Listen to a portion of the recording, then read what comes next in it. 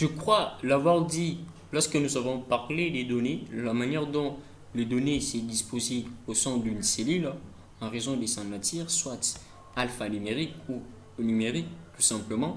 Mais il se peut que vous ayez besoin, par exemple, de modifier les données ou encore les informations enregistrées au niveau d'une cellule. Mais comment procéder? Bien sûr que cette partie a été un peu plus vue au niveau de données, mais rien n'empêche que nous y reviendrons parce que ça a une grande importance en Excel. Pourquoi? On l'avait dit, qu'en écrivant les données dans une cellule, vous écrasez ce qui préexistait. Ce qui préexistait, il se peut que ce soit les données vides pour décider de vierge ou encore d'autres données. Par exemple, je suis là, ou admettons que c'était alors je m'excuse, je ne vais pas l'introduire, c'était là.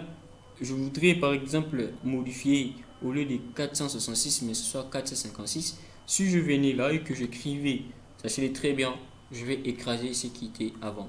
Mais comment faire pour modifier les données contenues dans une cellule? C'est la question que nous nous sommes posée et voici la réponse. Et bon, il y a deux méthodes. Deux méthodes, c'est simple. La première méthode, c'est de double-cliquer juste la cellule dont vous voudrez modifier les informations enregistrées. Pour ce faire, je vais double-cliquer. Je double-clique. Directement, vous voyez comment est-ce que le pointeur clignote. Je peux me déplacer avec le touche de direction de mon clavier pour se positionner à l'endroit exact où je voudrais apporter des modifications. Je voudrais sécuriser des modifications comme je le dis tantôt, au lieu de 4466 qu'on ait 4566. Je vais tout simplement effacer. Ainsi donc, avec l'œil d'inspection, toutes les modifications que j'apporte, vous voyez, c'est se résume à cet endroit. Ce qui veut dire qu'il a directement, la deuxième méthode ne consiste pas à double-cliquer, mais premièrement, activer la cellule.